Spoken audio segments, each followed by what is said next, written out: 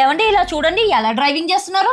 మగపిల్లలకి అసలు ఇంత భయం ఉండదబ్బా. కానీ అదేంటో పెళ్ళైన 2-3 సంవత్సరాలకే ఎక్కడ లేని జాగ్రత్త వస్తుంది. ఇంతలో అంత తేడా ఏమొస్తుందో మరి. ఆ 2-3 సంవత్సరాల్లో ఆ పిల్లవాడు తండ్రి అవుతాడు. తండ్రి అవ్వగానే మరణ భయం మొదలవుతుంది.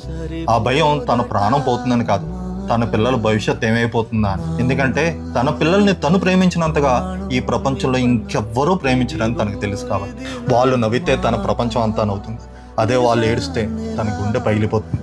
అందుకే ప్రతి తండ్రి తన అలసటను దాచుకుంటాడు, తన బాధలన్నింటినీ మౌనంగా గుండెల్లోనే భరిస్తాడు.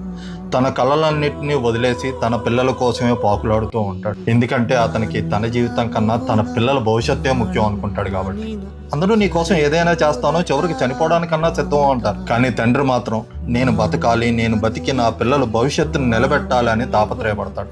అతని భయం తను చనిపోతానో, లేకపోతే జీవితం ఆస్వాదించలేకపోతున్నానో, అనుభవించలేకపోతున్నానో కాదు,